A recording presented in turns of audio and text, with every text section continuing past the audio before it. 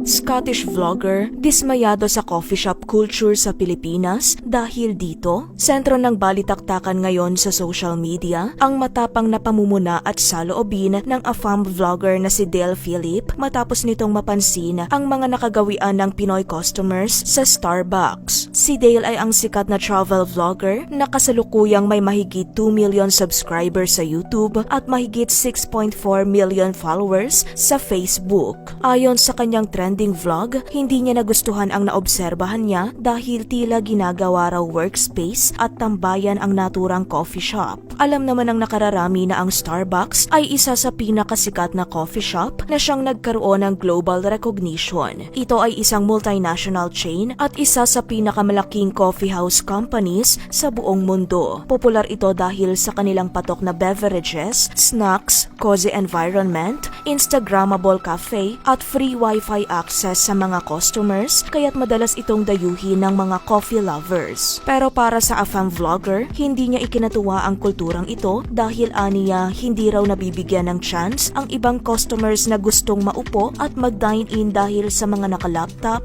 at nag-overstay para gawing tambayan, study area at workspace ang nasabing cafe. Ayon sa pahayag ni Dale, look at these guys with their laptops just sitting, using it as their personal office. I would hate that. Somebody just doing their homework right there. I would hate to have a business where people just come and use it as their personal office, use your Wi-Fi and electricity, and buy like one coffee. Just sit in your house, just sit in your condo, just sit in your hotel room, and do your work. I don't understand this whole concept. Saad nito. Samantala, marami ang sang-ayon sa saloobin ng vlogger pero may ilan ding netizens ang napataas ang kilay sa hinaing niyang ito. Narito ang kanilang mga komento. Tambayan niya ng mga pasosyal sa buhay. Sana maglagay ang Starbucks ng "You're allowed only to stay for a maximum of 2 hours." Ay unfollow nyo na yan, pakialamero pala ugali niya. To be honest, this has to stop. Nasa tao na rin yan to be considerate of those who wish to dine. There should be a rule to follow, like maximum 1 hour if you want to work, then the succeeding hours either order something or you get charged for overstaying. Yung iba ayaw pa umalis, ice na lang yung inuubos. Mabuti naman may nagsalita na. Dapat may isang corner para sa kanila para makaupo naman yung ibang customer. So be it, if the management allows it. Part of store's marketing strategy. It is how it promotes the image of the store. Agree ka ba rito? Ano ang opinion mo sa naging pahayag ni Dale Philip?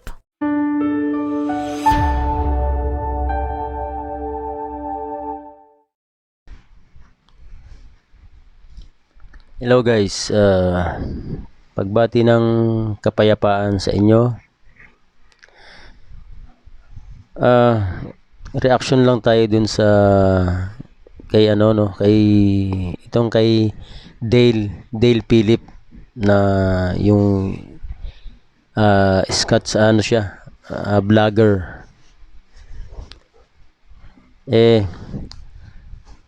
Sa mga sa mga comments niya tungkol sa mga kababayan natin na tumatambay sa may Starbucks. Actually, sa sarili ako mismo, nung dumating ako galing ng abroad at sa party ng North Avenue, meron doon yung Starbucks na napuntahan ko na ganon yung sistema sa may parang rooftop ng isang mall na gusto ko na magkaroon na magkape pero walang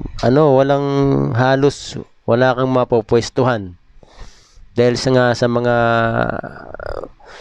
tama yung sinasabi ni Dale si Dale, tama yung sinasabi niya na ultimo ice na lang yun nandun sa glass, ice na lang nandun na tinutunaw, nandun pa nakatambay pa siya ng matagal,